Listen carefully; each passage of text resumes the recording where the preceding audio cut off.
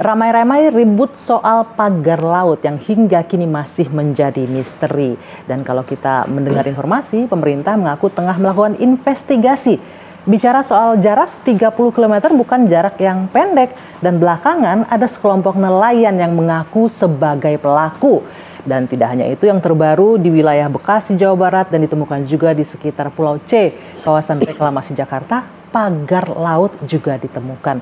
Siapa sebenarnya dan siapa yang bertanggung jawab, bagaimana pula prosesnya, kita akan langsung cari tahu. Saat ini saya sudah berada di kantor Kementerian Kelautan dan Perikanan dan akan berbincang langsung dengan orang yang rasanya punya informasi paling benar, paling banyak, dan paling solid tentang hal ini. Sudah bersama saya Menteri Kelautan dan Perikanan Bapak Sakti Wahyuturnugroho. Selamat malam Bapak. Selamat malam. Terima kasih untuk waktunya Pak di One on One malam hari ini. Saya Dwi Anggia akan mengajak pemirsa di rumah untuk mencari informasi lebih dalam terkait hal ini Pak. Pak, kita tahu dan mungkin ini bukan wawancara yang pertama kali Pak dengan media soal pagar laut ya Pak ya. Iya. Sudah sering banget ya Pak ya. Mudah-mudahan nggak bosan ngejawab soal ini Pak. Pagar laut ditemukan, sebenarnya apa yang terjadi sih Pak di wilayah Tangerang khususnya untuk 30 km itu? Iya, jadi beberapa minggu lalu ya, jadi tepatnya kira-kira sekitar 3 minggu lalu kurang lebih, mulai rame dan kemudian saya pikir semua sistem berjalan dengan baik saja. Jadi pemikiran saya ada kepala dinas, pemerintahan daerah dan sebagainya juga pasti akan juga jalan, lalu kemudian berkoordinasi juga tentu dengan Direktorat Jenderal yang ada di tempat kita begitu ya. Saya sedang kunjungan tugas ke Kerawang karena kita ingin membangun revitalisasi tambak Pantura gitu. Lalu kemudian ditanya media soal pagar laut, lalu saya sampaikan yang pasti pagar laut yang ada di wilayah Tangerang atau wilayah Banten dan Jakarta itu adalah sebuah fenomena pembangunan ya. Jadi satu bangunan fisik katakan begitu yang ada di laut. Dan sesuai dengan undang-undang ketentuannya adalah setiap kegiatan bangunan yang ada di laut memang harus mendapatkan izin kesesuaian. Izin kesesuaian itu? Atau KKPRL. Oke, gitu, itu dikeluarkan oleh siapa Pak? Oleh Kementerian Kelautan dan Perikanan. Oke, dalam hal ini untuk yang di Tangerang itu sudah ada izinnya belum Pak? Nah itu, jadi kemudian saya perintahkan kepada Direktorat Jenderal Pengawasan Sumber Daya Kelautan, saya bilang cek apakah ada. Secara fisik, lalu juga sekaligus secara administratif. Kita cek semua, ternyata tidak ada, lalu kemudian tahapan berikutnya dilakukan penyegelan. Oke, berarti sudah terkonfirmasi bahwa tidak ada izin ya Pak ya? Tidak ada. Tidak ada izin baik dari pusat ataupun daerah? Di kita. Jadi artinya kan perizinan KKPRL memang harus dari pusat. Dari pusat ya? Dari pusat. Dan artinya tidak mungkin juga Pemprov memberikan izin? Tidak, harus lewat kita. Harus lewat kita. Pusat di Kementerian Kelautan dan Perikanan. Boleh nggak Pak saya bilang bahwa itu berarti pagar laut yang ilegal dibangun di ruang laut kita di wilayah Tangerang? Saya bisa katakan demikian. Ilegal? Itu ilegal. Karena sebetulnya kan sesuatu yang mudah saja dilakukan. Jadi contoh misalnya terkait soal misalnya untuk kepentingan apapun. Bisa jadi misalnya untuk penanaman mangrove bisa juga dalam rangka ekologi kan. Tapi kalau ini sudah nggak ada izin, mungkin nggak kalau itu untuk pembangunan mangrove, untuk perikanan? Ini contoh. Jadi contoh kan harusnya kalau itu dilakukan kan bisa menggunakan, kalau itu kan untuk kepentingan sosial kan.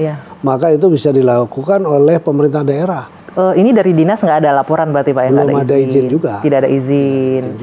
Yang jadi pertanyaan juga, ini saya mewakili publik ya, boleh ya Pak Menteri? Sangat boleh. Karena itu ramai sekali.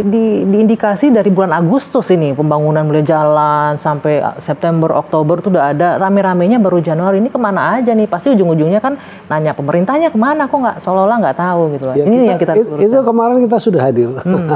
Jadi artinya kan ketika itu terjadi keramaian kan kita hadir ya. Kemudian kita cek dan seterusnya sesuai dengan koridor hukum, sesuai dengan peraturan perundangan yang berlaku, maka yang terjadi adalah itu memang betul tidak ada izin. Jadi karena tidak ada izin, maka tindakan secara langsung yang kita lakukan adalah penyegelan. Tahapan berikutnya setelah dilakukan penyegelan, kita ingin mencari institusinya siapa. Betul. Siapa yang menanam itu kan anunya luas ya. 30 kilo yang saya bilang kilo kan luas. Nggak mungkin nelayan masang masing-masing kalau misalnya gitu, bambu cuman satu begitu, barangkali juga kita bisa lihatnya itu bisa saja itu nelayan. Tapi kalau misalnya agak terstruktur, mungkin itu adalah lembaga tertentu, kita nggak tahu. Bapak percaya nggak dengan itu, Pak? Enggak, kalau memang betul itu, saya sudah minta kepada Dirjen PSDKP untuk mencari itu. Kita mau cari, lalu kemudian kita minta mereka untuk menjelaskan secara resmi. Betul, ini agak aneh ya Pak ya, karena nelayan sendiri katanya ada sekitar 2.800-an yang terdampak, yang susah ngelaut. Logikanya nggak mungkin ya Pak, nelayan masang itu juga untuk saya tidak berandai-andai dengan logika soal itu, tapi intinya ada institusi kan. Institusinya adalah kelompok kesatuan nelayan kan, seperti itu. Nah itu yang kita akan minta, nanti kita akan panggil. Nah Pak Trenggono, ini kalau berbicara kasus pagar laut, ini sebenarnya sebelumnya pernah terjadi nggak sih Pak, ada temuan-temuan begini? Kalau berdasarkan pengalaman Bapak mengurusi hal ini, biasanya belum tapi ada. Kalau toh misalnya ada, biasanya ada izinnya. Dan dipergunakan untuk apa Pak biasanya? Kalau daerah biasanya digunakan untuk menahan abrasi, yang kemudian untuk ditanam mangrove dan lain sebagainya. Jadi artinya revitalisasi pesisir. Biasanya untuk seperti itu. Biasanya gitu. Kalau kita lihat wilayah Tangerang ini mungkin nggak untuk mangrove, untuk revitalisasi? Ya reklamasi di situ. Saya positive thinking aja, bisa jadi. Kan? Bisa jadi. Ya bisa jadi. Ya. Dan saya jadi juga. Hutan mangrove kan jadi bagus juga. Iya, untuk menahan abrasi dan lain-lain ya Pak ya. Jadi membantu. Nah pertanyaannya, pemerintah kan Bapak bilang sudah turun. Kita sudah hadir, negara sudah hadir di sini. Ya, artinya kan polemik ini harapan kami sebetulnya sudah jelas kan tujuannya. Jadi artinya kami yang memiliki wewenang untuk itu, kami sudah melakukan tindakan dan belum berhenti. Jadi kita masih terus bekerja. Seperti hari ini juga pun hal yang mirip itu terjadi di wilayah Bekasi. Saya belum mendapat laporan, tapi hari ini Dirjen Pengawasan Sumber Daya Kelautan sudah menuju ke sana. Kemudian konon ceritanya bersebelahan dengan PLN. Dan PLN-nya tuh punya KKPR. Nah Bapak ini menarik nih. Bapak tahu aja pertanyaan saya selanjutnya ini, tapi ditahan dulu ya Pak ya. Jangan dijawab dulu. Sekarang saya akan masuk ke ini nanti di segmen selanjutnya. One on One akan kembali untuk Anda pemirsa usai jeda sesaat lagi. Anda kembali di One on the Spot bersama saya Dwi Anggia dan masih bersama dengan Menteri Kelautan dan Perikanan. Pak Menteri, tadi sudah disinggung sedikit ya soal penemuan pagar laut di Tangerang, penanganan sudah ada. Investigasi masih berjalan ya Pak ya? Masih berjalan. Dikasih waktu berapa lama nih Pak pemerintah untuk proses ya kita secepatnya lah, mudah-mudahan 1-2 minggu ke depan sudah bisa selesai. Berarti nanti 2 minggu lagi saya balik nanya, Pak udah ada hasilnya? Oh iya dong, kalau perlu sebelum nanya kita udah ada hasil konferensinya duluan ya Pak ya.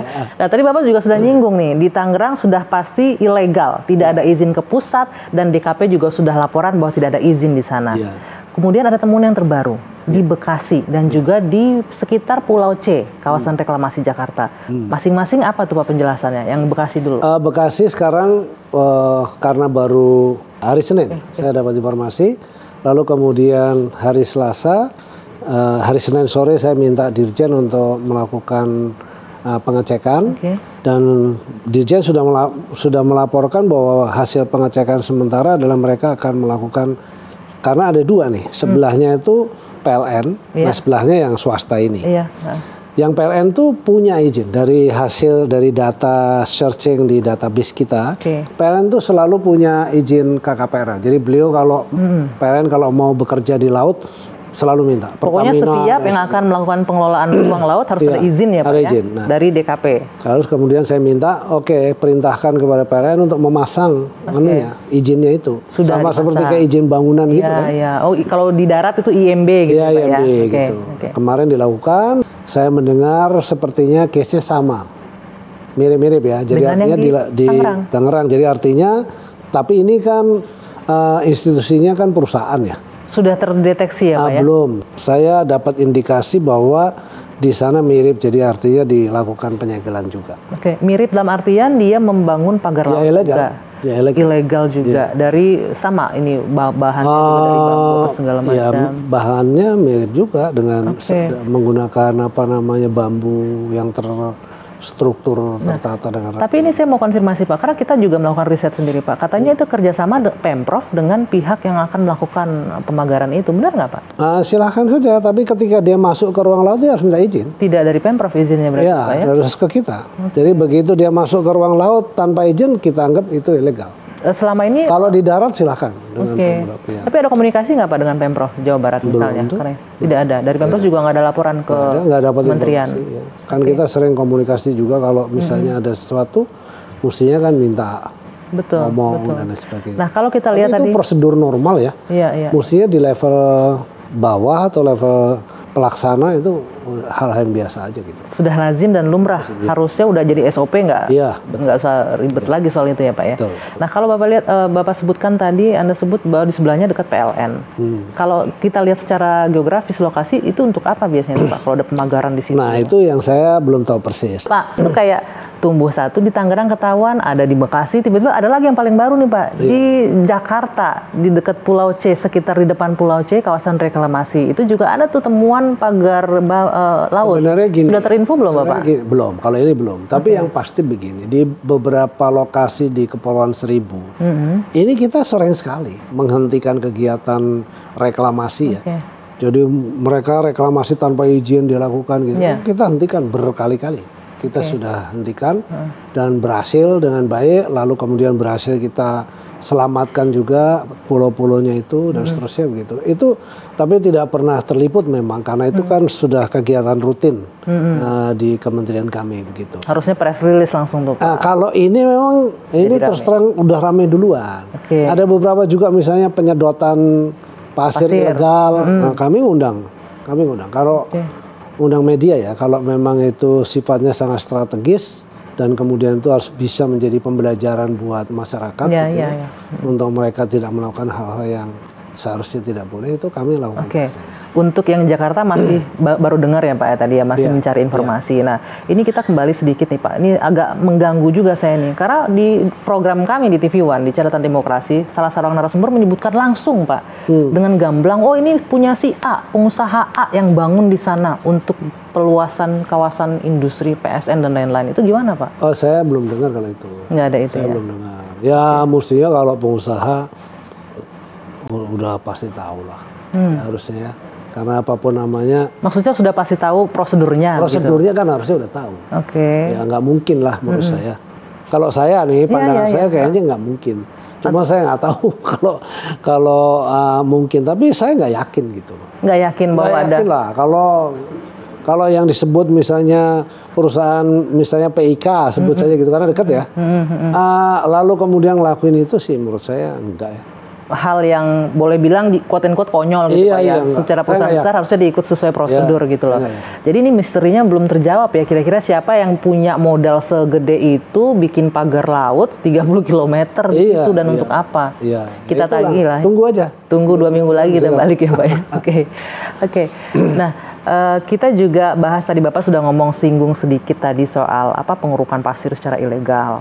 Nah, kita tahu ini di akhir pemerintahan Presiden Jokowi sempat menghidupkan kembali ya Pak ya untuk ekspor pasir laut. Selama kita tahu 20 tahun nih. 22 tahun. Sempat hibernasi ya Pak, berhenti itu tidak diperbolehkan. Tapi di ujung-ujung menghidupkan lagi. Saya tanya dulu.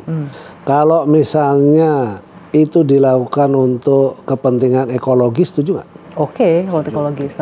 Kalau itu misalnya untuk kepentingan ekologis, tapi sebetulnya juga bisa bermanfaat menjadi pemasukan negara. Ada nilai ekonomisnya gitu ya. Setuju kan? Setuju. Nah, jadi sebetulnya begini, filosofi dasarnya adalah Indonesia ini kan dilewati oleh arus ya. Jadi karena memang arusnya kan dari Laut Cina Selatan terus gitu, memang kita ini jalur termohelan gitu, jadi sirkulasi. Jadi akhirnya memang terus arusnya tuh bergerak terus. Dan arus itu selalu membawa material, berbagai macam jenis material. Ada material yang berharga, mineral, ada juga material-material sedimentasi seperti pasir dan seterusnya. Nah, itu yang nanti kemudian dia menyebabkan penumbukan secara alami yang membuat yang namanya pulau tumbuh gitu loh. Itu bisa mengganggu itu ya? Ya, iya, mengganggu pelayaran, mengganggu ekologi. Apalagi yang lebih seru kalau misalnya zona itu tadinya zona konservasi. Kalau itu zona konservasi kan banyak biota yang sebetulnya masuk ke situ jadi kemudian jadi mati, jadi rusak gitu kira-kira gitu. Dan itu kan peristiwa alam biasa aja. Nah, dulu ngelihatnya adalah eksploitasi. 22 tahun yang lalu tuh eksploitasi. Karena dikeruk. Jadi dikeruk untuk kepentingan komersial ansih gitu loh. Artinya tuh nggak peduli dia, pokoknya ambil aja. Sementara negara nggak dapat manfaat atau masyarakat nggak dapat manfaat. Nah ini berubah nih, polanya berubah. Oh jadi tidak hanya untuk itu, lebih peruntukannya seperti apa nih?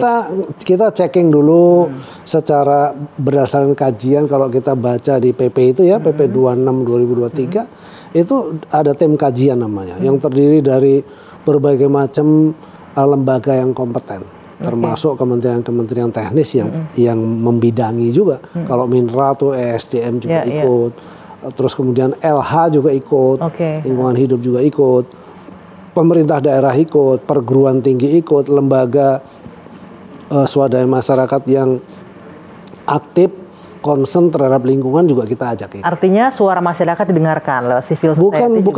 Bukan hanya suara masyarakat, mereka kita dilibatkan sini untuk menentukan titik ini adalah sedimentasi yang mengganggu berbagai macam tadi seperti lingkungan, arus dan lain sebagainya. Nah, kajian mendalam dilakukan. Kajian mendalam dilakukan. Nah, dari situ kemudian kita ambil. Kan apapun namanya kita harus diambil.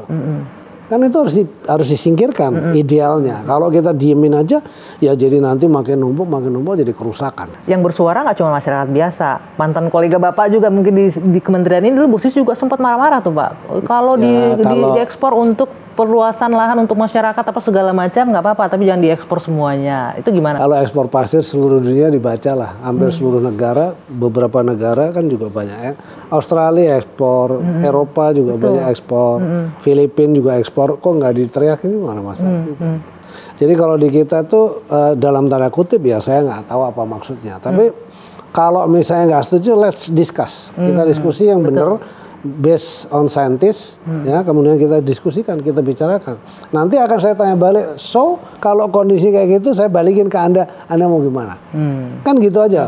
Kan banyak sekali orang hanya merasa, gua nggak setuju. Nanti negara tetangga tambah melebar dan sebagainya. Ada UNCLOS 82 juga di situ nyebutin.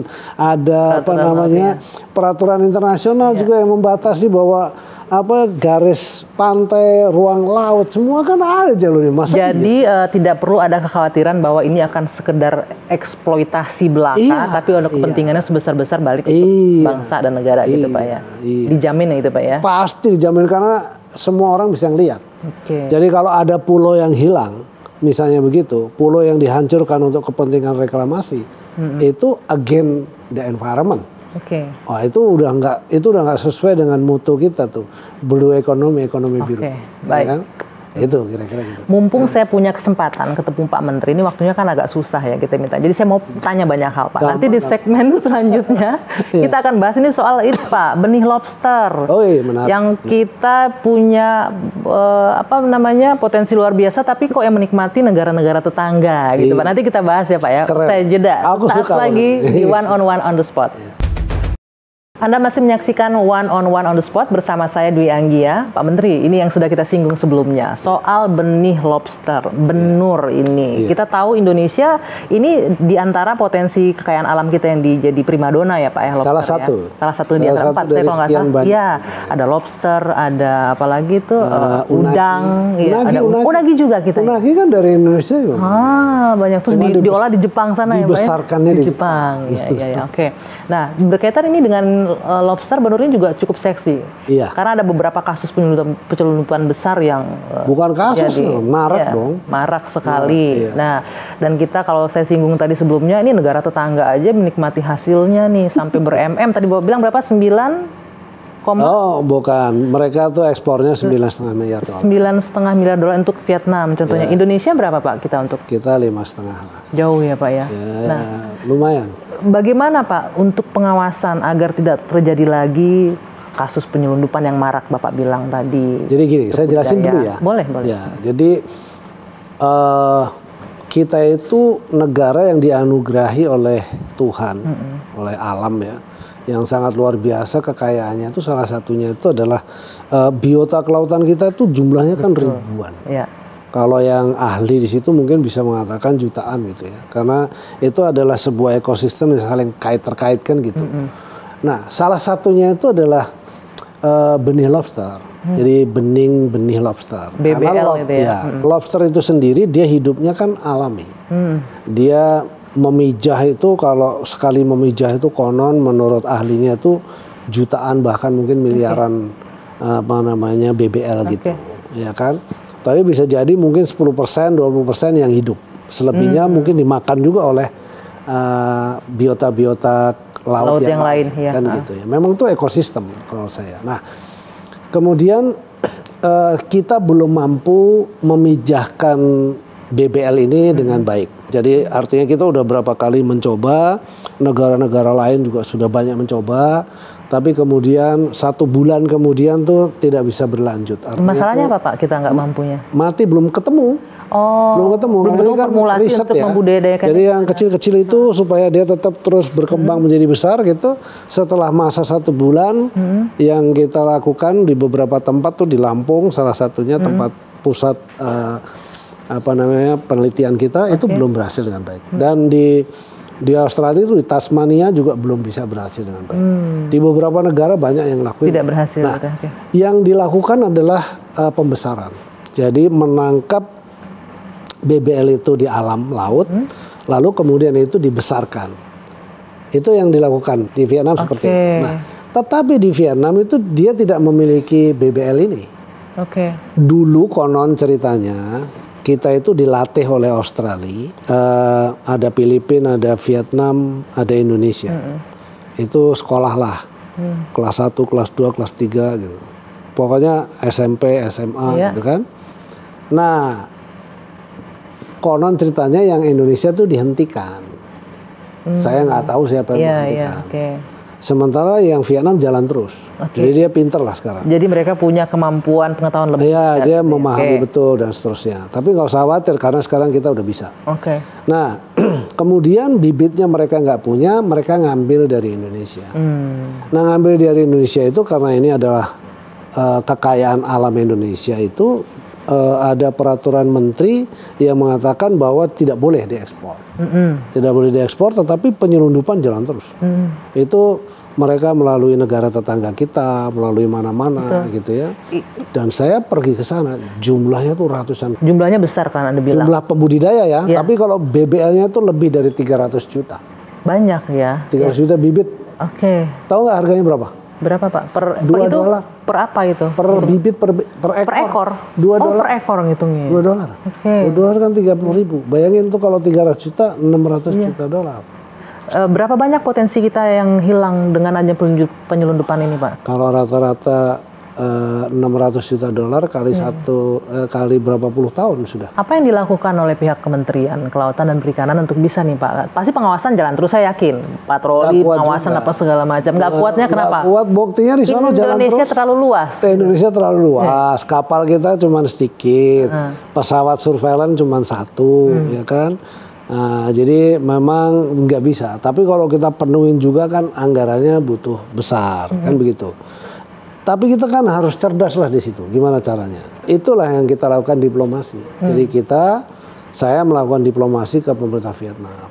Saya katakan bahwa kalau gini terus nggak bagus. Karena di dunia internasional nanti kita akan sampaikan juga bahwa Anda ini ngambil benihnya dari Indonesia itu ilegal. Legal jadinya. Itu ilegal ya. Jadi kalau sesuatu yang ilegal pasti nanti oleh internasional nggak bagus, karena ini kan agenda environment. Betul, Pak Menteri, maaf saya potong, tapi kan kita nggak bisa menyalahkan negara lain, tapi dari kitanya juga nih Pak, karena saya nggak tahu informasi ini yang butuh dikonfirmasi Pak, karena ini nggak cuma maklar-maklar, tapi bandar-bandar besar untuk justru saya mau jelasin nih, jadi dengan diplomasi itu menjadi bagian dari kita gimana harus berbuat.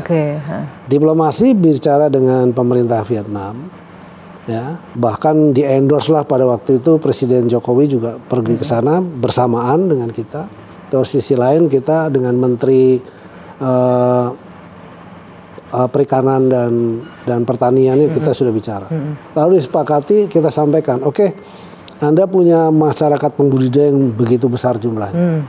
Saya nggak mungkin stop juga. Kalau saya stop, saya udah stop juga ini. Kan nggak kuat juga nahan. Karena mereka kan juga masyarakatnya mau diapain. Apa pemerintah yang ngelakuin apapun juga nggak bisa. Oke, sekarang kemudian gimana kalau kemudian Anda berbagi?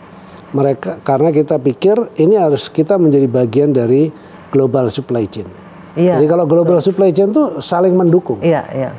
Oke, Anda udah jagoan di situ kan pasti juga lokasinya juga akan berkurang. Sementara demand internasional, demandnya kan besar. Gimana kalau Anda ngelakuin juga di tempat kita? Oh, jadi diajak kolaborasi. Diajak kolaborasi, dia setuju. Oke, itu yang dilakukan.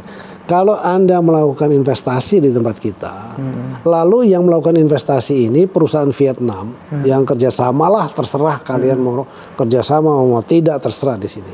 Ya, kalian lakukan di sini. Maka yang terjadi adalah nanti kalian minta aja kuotanya untuk kepentingan yang ada di sana. Kuota yang sebesar sana harus sama dengan sebesar yang dibudidayakan di sini. Nah, itu yang kita lakukan. Dan sudah uji coba, udah berjalan 1 tahun inilah. Itu berhasil nggak Pak menekan untuk angka penyuluhan? Lumayan. Di Indonesia sendiri Pak, kita wilayah mana aja sih Pak yang potensi untuk benih lobster ini besar tadi selain dari Lampung? Pantai Selatan, dari Aceh sampai ke Kupang. Itu jalur yang paling bagus. Terus kemudian di daerah Maluku juga kuat. Lalu kemudian daerah utara. Daerah utara itu kayak Sulawesi Utara, pulau-pulau situ banyak kan. Jadi lobster kita memang sangat luar biasa. Iya, dan potensi pasarnya itu kemana aja Pak? Kalau kita Seluruh dunia. Kalau Vietnam memenuhi China saja nggak cukup. Oh ya, jadi sangat besar potensial. Mereka 100% ekspornya ke China. Karena seksi sekali, maka potensi bocornya juga gede di sini Pak ya untuk lobster ini ya. $2. Satu ekor $2 dia bawa pakai tas ekolak itu udah 70 miliar, 80. Tapi untuk ngebawanya keluar itu gimana Pak? Kan dia bungkus pakai apa ya? Plastik apa? Plastik gitu, yang plastik yang ada kayak bolong-bolong gitu loh, kayak yang buat kalau kayak kita kalau jualan ikan di pinggir jalan itu bukan ikan, kayak kita beli sepatu misalnya yang bermerek itu kan ada plastik bubble wrap kayak gitu-gitu. Nah, dia diselipin di kayak gituan. Terus digulung gitu. Itu banyak jumlahnya. Dan itu pastinya kan keluarnya nggak mudah ya Pak ya, melewat pintu-pintu, tapi nggak mungkin semuanya terawasi tadi bahasanya itu ya. Kerjasama ke pihak atau yang paling berat itu adalah dari sini ke negara sebelah. Paling berat pengawasannya. Iya, paling berat. Kenapa kita nggak cukup ininya anggaran? Ya udah ditangkepin terus pokoknya, tapi ada aja. Nggak berhenti, nggak ada efek jerah berarti jangan-jangan ditangkap ya Pak ya? Ada uangnya besar mungkin ya. Uangnya besar di bisnis BBL ini. Iya, Bapak bilang tadi, Anda bilang 1 ekor $2. Ya. Soal benur sudah. Satu lagi, ini juga menarik nih. Saya kalau bilang ini pertama kali rasanya dalam pemerintahan kita berniat untuk swasembada garam. Targetnya 2027 ya Pak ya. Kita bahas nanti Pak. Kita jeda dulu sejenak. One on the spot kembali sesaat lagi.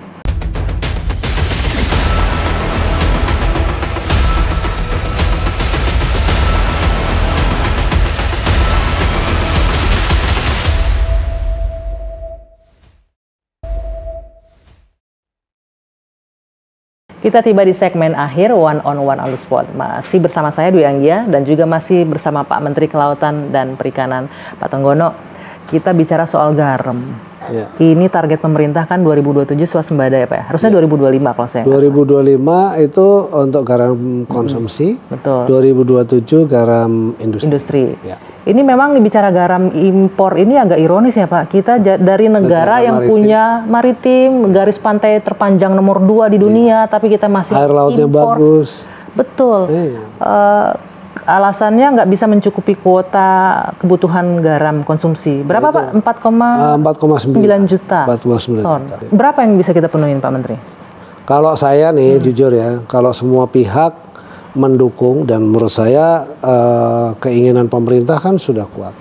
Kalau saya bilang 100% bisa. 100% kita nggak impor sama sekali. Bisa. Mimpi 2027 enggak.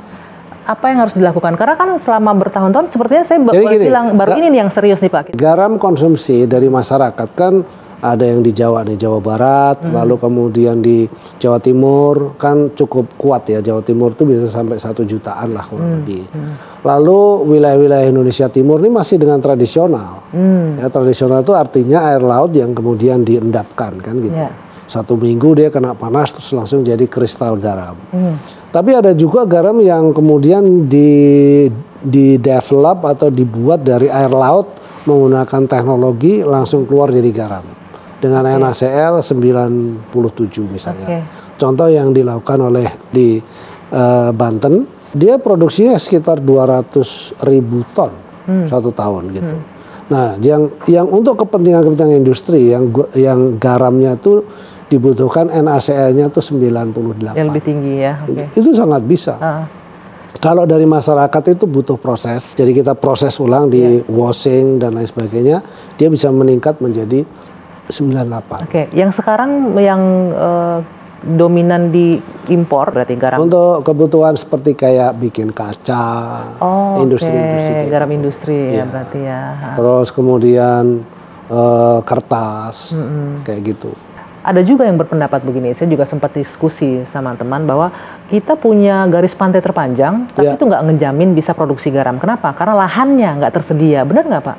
Lahan untuk petani garam, karena nggak semua pantai bisa dijadiin tempat lahan petani garam. Ya nggak juga, nggak juga seperti itu. Jawaban itu salah kan, artinya kan kita dianugerahi ruang kayak gitu, masa ya nggak bisa. Tinggal mau apa tidak kan itu soalnya. Kalau tidak mau manual, tadi saya sebut kita menggunakan teknologi, ya kan. Tapi kalau mau masyarakat yang mau terlibat di situ, ya itu dengan cara manual. Jadi harus disiapkan lahan dalam skala yang pas, kemudian mereka bekerja terus begitu dan hasilnya kemudian bisa dilakukan. Tapi satu hal juga yang dia lakukan juga harus bisa memberikan manfaat kesejahteraan buat untuk mereka, masyarakat sekitar situ ya.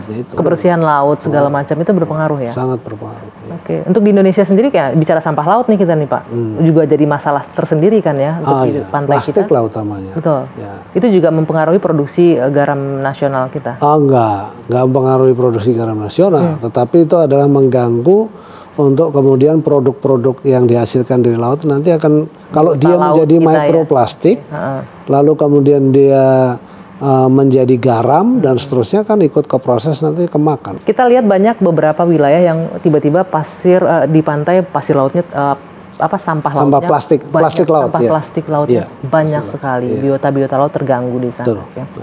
Oke Pak Menteri, kita geser sedikit. Anda sebelumnya di pemerintahan Pak Jokowi juga di posisi yang sama. Sekarang di pemerintahan Pak Prabowo masih dipercaya untuk memimpin Kementerian Kelautan dan Perikanan. Kalau ditanya mau mengevaluasi diri sendiri gimana tuh Pak? Kan evaluasi apa nih yang harus dilakukan dari sebelumnya, periode sebelumnya ke periode ke depan nih di pemerintahan Pak Prabowo terhadap kinerja? Iya gini. Jadi dulu kan saya sebetulnya sebagai wakilnya beliau 1 tahun 2 bulan. Diskusinya selalu soal ketahanan negara, salah satunya pangan. Betul. Itu kita diskusi. Maka dulu kalau pernah dengar food estate dan sebagainya, itu memang kita selalu berdua, saya dengan beliau tuh Pak Prabowo selalu bicara soal pangan. Nah lalu kemudian ketika saya ditugaskan di Kementerian Kelautan Perikanan adalah yang pertama tentu kita belanja masalah untuk tahu persis kelautan perikanan ini seperti apa lah. Masalahnya apa yang masalahnya apa, lalu kemudian ngapain dan apa yang dikelola. Ternyata kita memang negara maritim yang saya tuh kan saya dulu nggak terlalu suka ikan, sekarang sih udah oke lah. Dari inventaris masalah apa masalah krusial yang harus diselesaikan Pak? Pertama adalah gimana kita menjaga supaya ekologi kelautan ini tetap terjaga dengan baik. Ya ini kalau soal lingkungan alam, karena dari situ adalah kemaslahatan umat ini akan berlanjut. Jadi udara yang kita hirup, air yang kita minum, terus kemudian pohon yang tumbuh dan seterusnya itu kan peristiwa alam dari laut semuanya itu. Ya kan, dan tentu itu harus kita jaga. Kalau lautnya rusak, ya ini rusak. Kan gitu. Kan kira-kira gitu, kita nggak bisa apa-apa. Nah, yang kedua, gimana kita bisa memberikan kontribusi yang maksimum terhadap potensi kelautan kita untuk menunjang pertumbuhan ekonomi. Karena ini kan menyangkut soal perut. Jadi artinya masyarakat kita tumbuh juga, sementara daya dukung bumi kan cuma seperti itu saja. Itu yang kemudian kita lihat waktu saya datang, ekspor ikan kita itu masih biasa gitu, kurang dari 4 miliar dolar. 2021 naik ke 5,3 lah kurang lebih gitu. 2022 naik ke 6,2. Terus secara rata-rata kira-kira 5,5 miliar dolar. Saya keliling apa yang terjadi, berapa sih sebetulnya market demand di sektor seafood di dunia gitu. Itu pasarnya begitu besar, sampai dari riset yang saya dapat, market riset yang saya dapat itu lebih dari 400 miliar dolar. Lebih dari 400 miliar dolar. Indonesia bisa memenuhi berapa?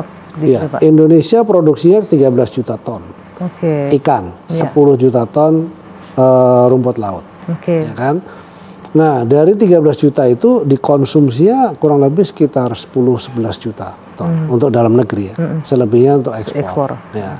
Nah, ekspor itu hanya 5 komoditi utama, udang, tuna, cakalang, rajungan, sama cumi, sotong, gurita.